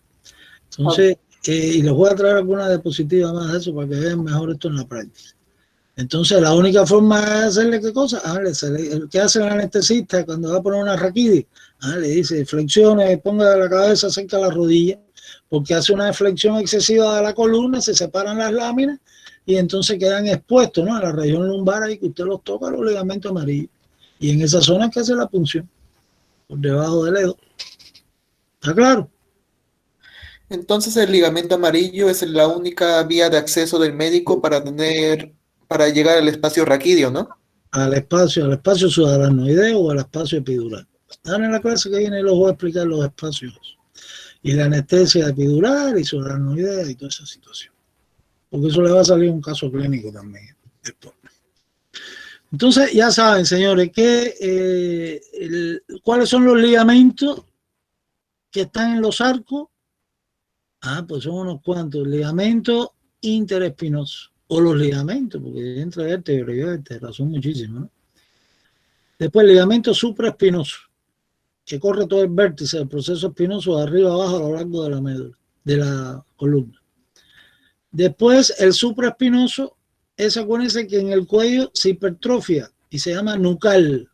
Ese se inserta en la protuberancia occipital externa, esa que vimos en la escama del occipital arriba, y en la cresta occipital externa también. Esa es la huella del ligamento en el hueso de la cabeza, en el occipital. Después tengo los ligamentos intertransversarios, no se me puede olvidar, que limitan los movimientos de inclinación a la derecha y a la izquierda de la columna. Está dentro de los procesos transversos, como dice el nombre, intertransversal. Después, ¿cuál más tenemos? El ligamento amarillo. ¿Estamos claros? Hay que saberse eso. Y todas esas son sindesmosis, articulaciones fibrosas continuas, ¿no? Ahora, me queda lo más importante, diría yo, de los medios de uniones que no se me puede olvidar. Y es las articulaciones entre los procesos articulares. El arco tenía procesos articulares, dijimos, ¿no? Vamos a ver por acá. Había una vista de lado. A ver si puedo. Esta es la primera, perdón. Que estoy caminando por un lado y por otro. Por fuera quiero ver esto. Acá creo que esta nos puede servir. Vamos a ampliar la imagen. Hay miles de figuras de estas en el atlas, señores, así que tienen que ponerse ahí a revisar eso. Yo me voy a buscar una sola de estas articulaciones. A ver si la puedo. Ven, aquí hay una articulación. Ven, esta es la cápsula articular, ¿ven? ¿Se dan cuenta? Tengan cuidado porque este es el disco intervertebral. Tienen que fijarse. Busquen, al final aparece el significado, las leyendas, ¿no? Las etiquetas de cada numerito de esto. Entonces aquí están las articulaciones entre los procesos articulares. Vamos a ver si podemos ver una abierta. Entonces acá todas están cerradas, están las cápsulas. Bueno, mira el ligamento amarillo por dentro, ¿eh? Este es el interespinoso. Esto es para que lo coloreen. Si quieren trabajar esto ustedes. Bueno, no puedo mostrarles esto muy bien acá. Vamos a buscar entonces, vamos a buscar el acá. Aquí está. Entonces, acuérdense que articulaciones después hueso. Que llegar al pie primero, ya estamos en articulaciones. ¿Ve? Aquí sí está claro. Parecido a aquello. Entonces aquí ya tienen la cápsula que cierra esta articulación. Aquí se quitó la cápsula y en todo esto. Aquí ya aparece de nuevo. Entonces esta es una articulación sinovial, plana. Entonces las caras articulares de los procesos articulares, acuérdense, procesos articulares superiores, inferiores, se unen con el inferior de la vértebra suprayacente y con del proceso, la cara articular del proceso articular superior de la vértebra infrayacente, esta vértebra, digamos, y así cada una de ellas. Entonces aquí abro la cápsula y veo que hay un espacio que estaría el líquido sinovial, o sea que esto es una diartrosis, esto es una articulación sinovial, la que se establece entre los procesos articulares. En la nómina antigua le decían cibopoficiales también. Son superficies que son planas. Entonces, si son planas, son poliaxiles. Aquí sí hay que combinar ahora la clasificación que dimos de las articulaciones otra vez. Entonces, cuando yo hablo de articulaciones sinoviales, son las únicas en la columna, o mejor dicho, las articulaciones entre los procesos articulares de las vértebras, las tienen todas en el arco de las vértebras, pues son articulaciones que son sinoviales o diartrósicas, que por el número de caras articulares son simples, porque son dos caras articulares, pero del otro lado hay dos más, porque esto es par. ¿Se dan cuenta? Yo estoy viendo esto de lado. Las vértebras tienen dos procesos articulares, estos, uno derecho y otro a la izquierda, superior e inferior. Entonces, si son, por aquí hay uno y por el otro, y son combinadas. Estamos explicando. Simple, combinada, por la forma planas. Y si son planas, son poliaxiles. ¿Entendimos lo que estamos hablando? Aquí hay que clasificar esto, como hacíamos con otras articulaciones y así en todas las clases que iremos dando. Cada vez que toquemos una clasificación de esta, de una articulación de esta con movimiento sinovial.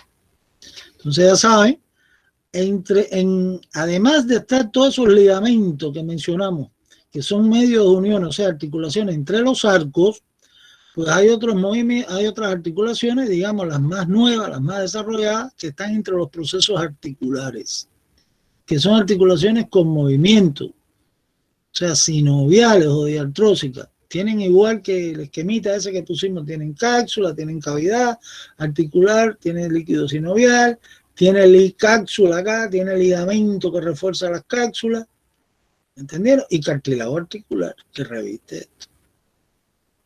La superficie de esas planas. Entonces, es una articulación sinovial. Y dentro de las sinoviales, pues tienen que clasificarlas por el número de caras articulares, como son simples y combinadas. Tienen que manejar esos conceptos.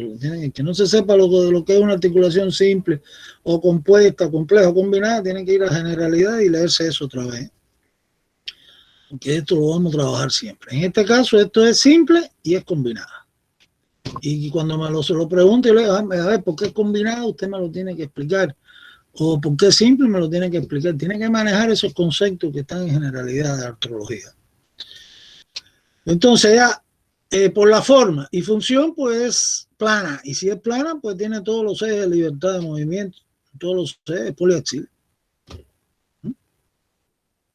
¿Está claro? Los movimientos de estas articulaciones, si la fuera a estudiar de una vértebra con otra, pues son bien limitados.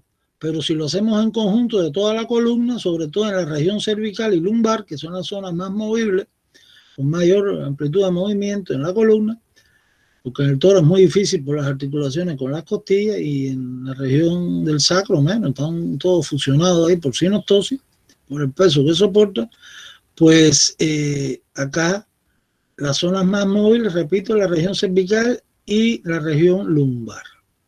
Y son movimientos amplios cuando sumo todas las vértebras de esa zona. Y los movimientos son en los tres ejes.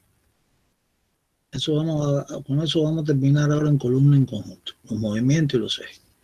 Entonces ya saben de qué se tratan las articulaciones. Tienen que estar clarísimos, señores, en que hay tenemos dos tipos de medios de uniones, de acuerdo a las zonas de las vértebras, entre los cuerpos y entre los arcos. ¿Está claro? Y precisar bien en el resumen cuáles son. Entre los cuerpos, el ligamento longitudinal anterior y el posterior. Saber cómo se clasifica ese medio de unión y la función que tiene el ligamento anterior y el posterior, que son opuestas. El disco, saberlo clasificar intervertebral. Y la función del disco y las partes en la estructura de un disco intervertebral. Se acabó. Después en el arco, la parte de atrás de la vértebra, pues tienen que ver los medios de uniones, esto por ligamento, que son unos cuantos ligamentos. El ligamento amarillo aquí, es este que está acá, que está uniendo las láminas dentro del conducto. Y lo otro es las articulaciones entre los procesos articulares, que eso sí tienen movimientos, son sinoviales. Y son las que permiten los movimientos de la columna, son estas, entre los procesos articulares. Entonces eso, analícenlo, estudienlo con cuidado, despacio, que no se confunda. Porque después vienen los errores en las preguntas, sobre todo las preguntas estas orales que vamos a ir haciendo después, el viernes. Entonces, bueno, ¿qué me queda? Columna en conjunto. Vamos a avanzar más y ahí terminamos. Columna en su conjunto. Ya sabemos la longitud hasta 75 centímetros. Ya saben que dentro de la cuestión esta de la columna puede estar la médula protegida, ¿no? La médula termina a nivel del cuerpo de la segunda vértebra lumbar, ¿eh? Por debajo lo que está en la cola de caballo o cola equina, que son los últimos nervios. Después acá, esto de los movimientos, las curvaturas, perdón. Curvaturas de la columna, ¿eh? Hay curvaturas de la columna. Vamos a ver si hay algún dibujito. Yo creo que yo les puse un dibujito de algo acá. Si no, en el otro ahí sobran los dibujos, ¿eh? Más los archivos que los voy a traer de PowerPoint mañana también. Entonces, vamos a ver si hay un dibujito acá. Al final de columna. Ve, aquí yo tengo la vista lateral de la columna. O sea, cuando yo estoy viendo la columna en su conjunto, en el plano sagital, ese es el plano sagital, ¿no? O en la vista lateral, pues yo distingo aquí 4 curvaturas. Claro, me falta una aquí que no ven porque está el cursal aquí atravesado. Entonces tengo acá en la región cervical donde está puesto la letra A. No es la, aquí bueno, la B, pues entonces la C, la región torácica, la región D, la región lumbar, y acá falta la del sacro, ¿no? Abajo. Pues entonces ahí yo estoy viendo curvaturas que son convexas hacia adelante, todo esto en posición anatómica, y las otras, la C y la D que no veo, pues serían cóncavas hacia adelante, ¿no? Entonces, esto tiene sus nombres. Cuando la curvatura es convexa hacia adelante, se llama lordosis. Lordosis, ¿eh? Y cuando es cóncava hacia adelante, como está aquí la C, en la región torácica, eso se llama sifosis. Sifosis con C, ¿eh? Aquí lo explica clarísimo. Entonces, ya saben que son 4 curvaturas las que se ven en conjunto en la columna cuando usted la ve en el plano sagital o en la vista lateral. Lordosis. ¿Dónde hay lordosis? Es lo otro que hay que saberse, en la región cervical y en la región lumbar. ¿Y dónde hay sifosis? En la región torácica y en la sacra. Y en la sacra. Esto tiene un proceso que yo creo que aquí se los expliqué al inicio, en la generalidad de cuando empieza la columna, al principio de todo, que tiene que ver con el desarrollo, ¿no?, ontogenético en la vida postnatal, con los niños. El niñito cuando nace, ya digamos, el lactante ese cuando ya tiene 3 meses o 4 meses que está en un plano horizontal o en la cuna, ya empieza a levantar la cabeza, ¿no?, para ver lo que le rodea. Para estar inspeccionando donde está, ¿no?, y reconociendo cosas. Entonces acá, pues se desarrolla primero la lordosis a esa edad entre los 3 y 4 meses de la vida, ¿no?, después de nacido, la lordosis cervical, cuando el niñito levanta la cabeza. Cuando el niñito se sienta en la cuna 6 o 7 meses, en la cama, donde sea, pues por el mismo peso de las vísceras torácicas, pues se desarrolla la cifosis torácica. Cuando ella se para en la cuna o ayuda en algo que todavía no camina, pero ya se empieza a parar solito, pues entonces ya a los 9 meses, más o menos, 10 meses, pues entonces el niñito desarrolla lo que es la lordosis lumbar, en la región lumbar. Y ya a los 2 años, después del año y medio, que ya empieza a caminar, etcétera, a los 2 años, hasta los 2 años no controla al niño, se cae, porque no está desarrollado todavía el sistema extrapiramidal. Eso se lo voy a explicar después. No está todavía, a diferencia de otros animales, no está mielinizado, ¿no? Los axones, o sea, los nervios, las fibras nerviosas de la vía piramidal en el hombre. Los animales sí, nació y a las 2 horas están caminando. Y atrás de la madre, etcétera. Nosotros nos demoramos. Somos más inmaduros. Hasta los 2 años el niñito se cae para el piso y todo ese lío, aunque camina, ¿no? Pero no controla. Entonces ya cuando tiene, digamos, los 12 meses, que ya empezó a dar sus primeros pasos, se desarrolla la cifosis sacra. Y ahí es donde se ocurre la sinostosis del sacro y todo ese problema también.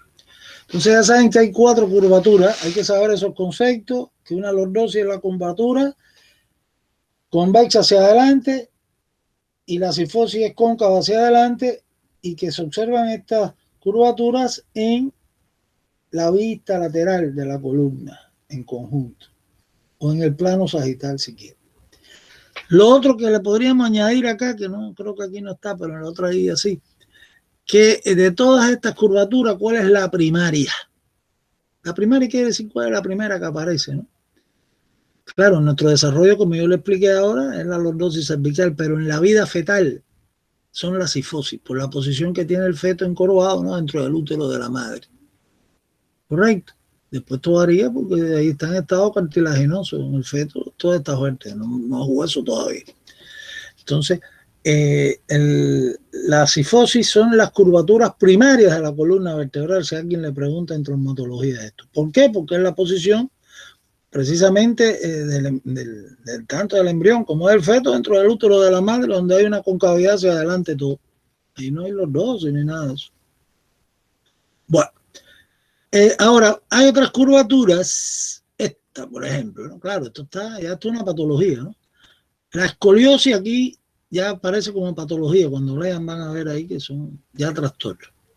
Entonces, la escoliosis fisiológica la tenemos todos, o sea, ligeros ángulos de curvatura a la derecha o a la izquierda por la actividad muscular, ¿no? Los músculos estos que se van a insertar en la columna, los del tronco, los del dorso, etcétera, pues son músculos que, en dependencia si uno es derecho o izquierdo, inclusive por los hábitos de escribir y las posiciones para escribir, etcétera, pueden traer cambios más severos, que por eso es lo que hay que seguir en los niños en las escuelas, con la posición que tienen los pupitres, etcétera, para que no hagan este problema de la escoliosis patológica.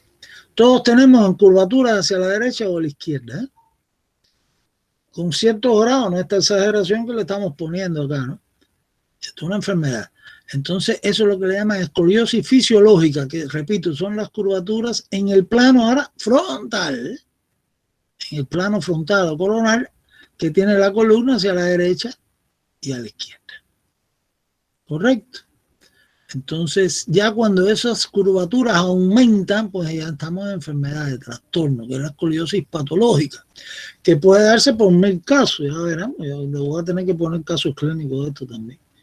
Ya verán, porque aquí se ve esto, digamos, un individuo que por un problema congénito de una vértebra cambia, está en su formación la forma defectuosa, o sea que es más alto de un lado que del otro, pues eso va a generar curvaturas de la columna que pueden ser escoliosis. Si la curvatura, digamos, o la parte de la vértebra, pues es más estrecha hacia adelante y más ancha por detrás, pues puede producir una cifosis, etcétera, de nacimiento, Pero ya esos son otros trastornos que pueden ser congénitos. O puede ser un niño que, digamos, nazca con una extremidad más larga que la otra. O con la inclinación de la cadera, que eso es frecuentísimo, La disfunción de la cadera, ya verán esto que tengo que explicárselo cuando demos al miembro inferior. Eso se ve todos los días en los niños, y los ortopédicos están tratando de unas consultas llenas de pediatría en eso. Aquí interna hay mucha cuestión de esta de disfunción de la cadera, donde se encorva hacia el lado, donde está inclinada la cadera, o en el caso que el niño tenga una extremidad más larga que la otra, que se da el caso también, pues bueno, ahí la columna trata de corregirlo y se encurva, ¿no? Y produce escoliosis. ¿Qué es escoliosis? No es tosifosis. O se puede dar una, digamos, la misma tuberculosis, se ve mucho ya maltratada, que hay una osteolisis, o sea, hay como una osteomelitis, ¿no? El microorganismo atacó el hueso de la columna, destruyó el hueso, y entonces se cambia, son cifosis que se ven acentuadas. Hay mucha gente por la calle, también el proceso de envejecimiento se ve esto, ¿eh? La cifosis se acentúa, y usted ve personas con tremenda cifosis por la calle, a veces que están caminando, que tienen que ir mirando el piso, etcétera, porque tiene un problema de este tipo. Ya veremos eso mañana, con más detalle, y en los casos clínicos. Entonces ya saben que las curvaturas en columna en conjunto, pues hay que considerar los dos planos. En el plano este, que es el sagital, o en la vista lateral, pues tengo que ver acá las lordosis y la cifosis. Saber el concepto de lordosis y cifosis y en qué regiones de la columna normalmente es que aparecen esas curvaturas. Y en el plano frontal, pues la cuestión de la escoliosis fisiológica, porque esto ya es patológica, tienen que leerse ahí, ahí habla de las patologías esa de cifosis. ¿Ves? Ya esto es una lordosis patológica que también se observa en alguna gente. Entonces ahí van a leer algunos aspectos de enfermedades, ¿no?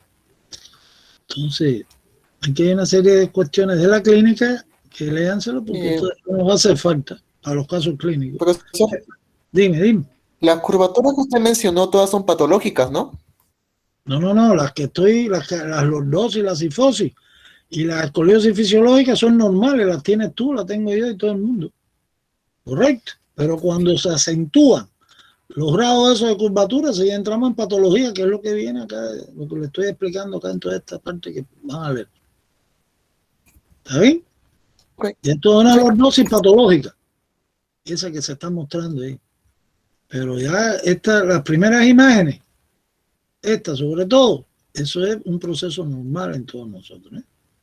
Todos tenemos lordosis, que es la convexidad hacia adelante, en la vista lateral, en el plano sagital, hay que definir el plano en que está la curvatura, ¿eh?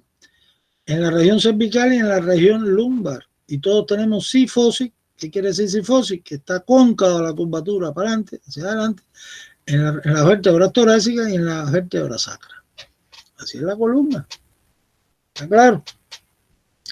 Y en la vista frontal o en el plano frontal, pues hay ligeras desviaciones, muy poquitas a la derecha y a la izquierda, que es lo que le llaman escoliosis fisiológica. Ya, el otro entramos en patología cuando todas esas curvaturas aumentan su angulación porque se rompió una vértebra por un problema muscular, por 20 situaciones, que son lo que se plantean hasta las malas posiciones los niños escribiendo en las escuelas, eso. Que tienen que hacer después ejercicio para rectificar esas curvaturas, depende de la edad. Ya, si se hizo adulto, eso no hay quien lo arregle. Pero aquí hay muchas trastornos que estamos ahí, que léanselo porque esto les va a hacer falta después, ¿eh? Era lo de la tuberculosis en la región toracolumbar, con esta cuestión que le estaba hablando y otros trastornos. Ahora, lo otro que nos queda ya, y con esto termino, señores, es lo siguiente, ¿eh? Mira, aquí está, le pongo esta punción lumbar para que lean algo de esto. En la clase que viene voy a explicar todas estas cosas. Y al final, por supuesto, tengo acá preguntitas, revisen todas estas preguntas, por favor, ¿eh? Que la odia ustedes, la grande no tiene preguntas de revisión, traten de ir respondiendo. Si hay alguna duda con esto, me preguntan a mí. Por aquí son las preguntas que les voy a hacer después. De otra manera, ¿no? Porque ahí están para que ustedes respondan escribiendo y lo voy a poner selección múltiple. O sea, bueno, ya ustedes saben cómo son las preguntas escritas. Entonces, ¿qué es lo que nos falta? Movimientos de la columna. Eso no se me puede olvidar. Y ya eso lo hemos dado varias veces de generalidad, ¿eh? Yo me adelanté. Entonces, ¿cuáles son los movimientos de la columna en los tres ejes? Los movimientos son los de las articulaciones entre los procesos articulares. ¿Está claro? Que son las sinoviales, porque los ligamentos son continuos, eso no tienen movimiento. Al revés, lo que hacen es limitar el movimiento. Entonces acá, pues, Los movimientos son en los tres ejes, porque son superficies planas. Esto es facilísimo. Lo que hay que tener cuidado con la posición de la columna. Aquí yo no puedo hablar de abducción, ni aducción, ni rotación medial, ni lateral, porque estoy en la línea media, en plano medio. Entonces acá, en el eje frontal, a ver, ¿cuál es el movimiento en el eje frontal? Voy a quitar esto ya. Tienen que sabérselo. Un alumno que no sea el delegado, otro alumno ahí que me hable. Vamos, que esto es generalidades. Vamos a aplicar aquí ya esto. Flexión. No varía. Acuérdense que los 6 los movimientos es como las tablas multiplicar, pi constante. A ver, dígame. Flexión y Flexión y extensión. extensión. Flexión y extensión. La columna si tiene flexión y extensión. Perfecto. En el eje sagital, ¿qué movimiento puede ser? Aducción y abducción. Ya tiene 0, la columna, milagro, 0. Lo primero que te estoy Rotación. diciendo, no puedes decir abducción, ni abducción porque estoy en la línea media. Está en generalidad, en biomecánica, léase eso, ¿eh? ¿Se dan cuenta por qué la generalidad hay que saberse? Porque ahora viene el problema. Entonces, en el eje sagital, para la columna, que yo estoy en el eje, el plano medio, pues ahí es inclinación a la derecha o a la izquierda. Yo no puedo hablar de aducción porque estoy en la línea media, ni me acerco ni me alejo de la línea media.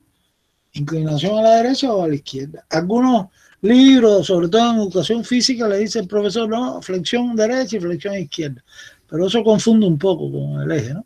Entonces, mejor inclinación a la derecha y a la izquierda. Se acabó. En el eje vertical, a ver, ¿cuál es el movimiento?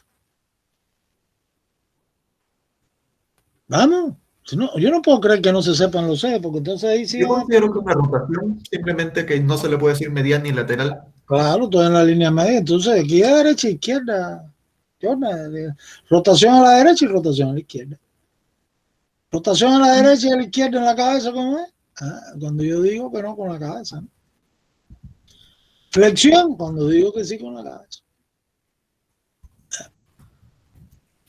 Inclinación, cuando estoy así que yo no sé ni lo que es, me inclino un poco por un lado, no sé nada, una respuesta ya saben. Entonces, en el eje vertical es rotación derecha e izquierda. En el eje frontal no hay lío, flexión y extensión.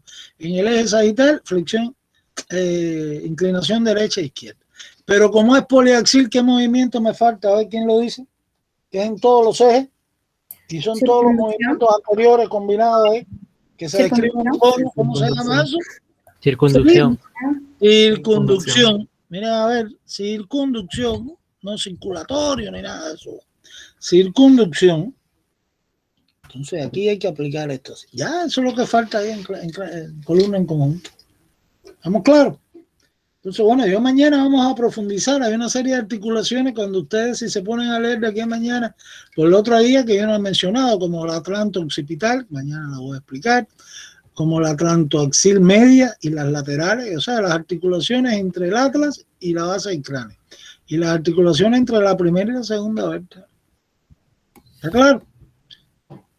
Y vamos a hablar un poquito más profundo. Y fue muy general todo, para que tengan una idea de lo que se va a tratar mañana. Bueno, yo hasta aquí he hablado bastante, me parece. ¿Hay alguna pregunta? En sí, lo que hay que repasar antes de la clase sería hasta movimientos de la columna vertebral, ¿no? Eso nomás se va a abarcar el día de mañana. ¿Estoy en lo correcto? Claro, no, mañana yo te voy a dar todo, completico ya se acabó después, y es lo que va a ir a la práctica, al final, ¿no? Mañana yo te voy a complementar todo desde el principio, otra vez. Voy a ir directo a trabajar con PowerPoint, que les voy a poner nueva diapositiva, tengo que buscarla, y la figura esta del Atlas, que aparece en el Atlas del Cinénico y en el NATEP, los dos. ¿Entiendes? Mañana la clase vamos a darla despacio, tranquilito, pero ya tienen una idea. Mañana tienen que entender bien la clase. Entonces, mañana ¿hasta dónde se va a llegar al finalizar la clase? Hasta columna en conjunto otra vez, completico. No me quiero pasar más.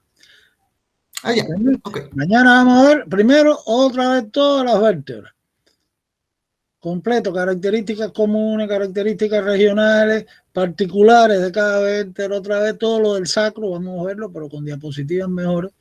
Y después vamos a ver las articulaciones y después la columna en conjunto. Y algunas enfermedades, vamos a ver la punción lumbar. ¿Está claro? cómo es que se hace, etcétera. Y la importancia de la función. Ya, de eso se trata. Y eso va a ser el contenido de la actividad del viernes. O sea que el viernes las preguntas orales tienen que venir afilados por los dos lados, todo el mundo salir bien. El que no lo haga porque no está estudiando y se está buscando el problema el mismo, si no quiere estudiar, ¿eh? Entonces, por favor, esto es lo que tenemos. Y después el sábado le vamos a dar el Torah, que es otra clase, que será la práctica que tienen ustedes el martes, ¿no? Entonces, bueno, yo creo que está bien por hoy. ¿Algún otro alumno quiere plantear algo? Disculpe, doctor. Tengo una pregunta, una duda. Con respecto, usted dijo pues que la apófisis espinosa puede ser bifurcada o no bifurcada, ¿no? Claro. Pero me pregunto también si la apófisis transversa recibe el nombre de también, o sea, también puede llevar, digamos, apófisis transversa bifurcada o no bifurcada, o no, solamente es con el caso de la apófisis espinosa. No. Mira, cuando en las vértebras cervicales, espérate, vamos a buscarte aquí la vértebra. Con esto vamos a estas son el atlas de ustedes. A ver, ¿dónde está aquí una vértebra? Lo que me pasé. Vamos a buscar una vértebra cervical. Aquí hay una vértebra cervical. Este es el atlas, que está magnífico ahí. Aquí está el alci completica. La articulación entre... ¿Ves? Acá. Esto es una vértebra cervical, ¿no? El proceso apófisis no utilice porque se acepta, pero mejor el proceso, que es como se utiliza ahora. Apófisis, esa es la nómina antigua. Apófisis o proceso son salientes en los huesos. Entonces acá está la vista inferior de la vértebra, como están viendo, está la vista superior de otra vértebra. Entonces, acá el proceso espinoso, su puntica, el vértice donde él termina, es que está dividido en dos, ahí, está bifurcado. Pero ¿qué pasa? Que en las últimas, digamos, esta es C5, C6, digamos, este es C6. Vamos a ver qué número le pusieron acá. Puede ser C5 también, ¿ves? C6, sexta vértebra cervical.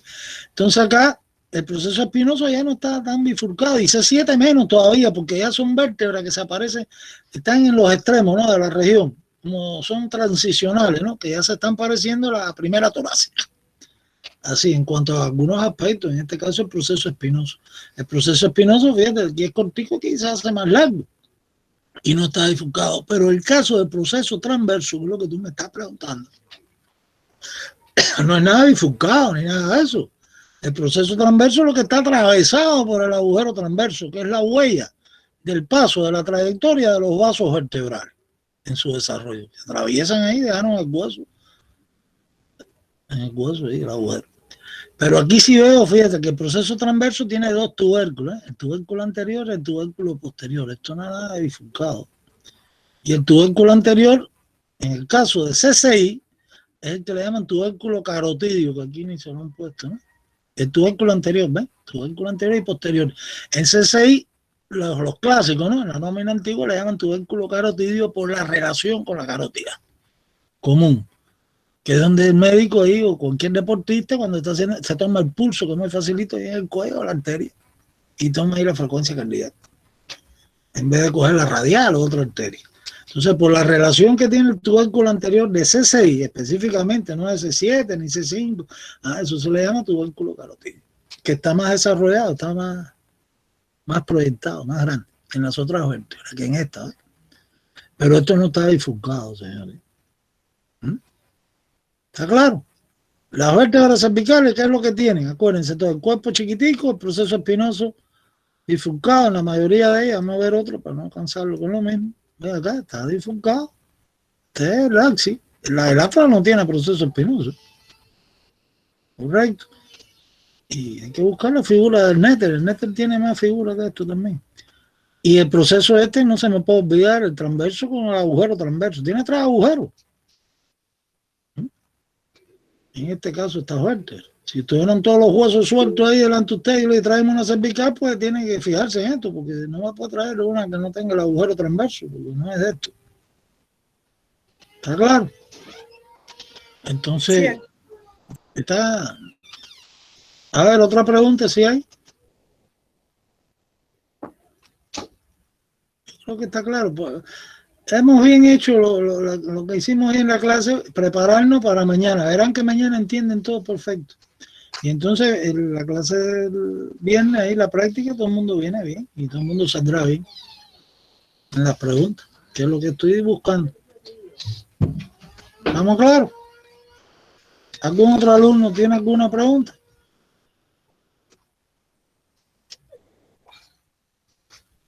Bueno, si no hay, señores, pues ya terminamos la actividad por hoy. Correcto, y nos seguimos mañana, ¿eh? Mañana tenemos clase tarde, pero estamos todos juntos. Entonces, cualquier problema que el delegado me lo transmite, yo creo que todo el mundo está bien ahora. Han descansado un poco todos estos días y esta semana vamos a cumplir con las actividades que nos queda, que es la teoría de mañana, la de, repito, el viernes, la práctica sobre esto que hemos hablado hoy y mañana. Hablaremos y el sábado la teoría que nos falta, ¿no? De tora, esternón, costilla, tora en conjunto, etc. Que será la práctica de la semana que viene para ustedes el próximo martes. ¿Okay? ¿Algún alumno iba a decir algo? Bueno, entonces yo cierro el micrófono, continuamos mañana. ¿Ok? Hasta luego. Hasta luego, doctor. Hasta luego. Hasta luego, doctor. Hasta luego, doctor. Hasta luego, doctor. Hasta luego, doctor.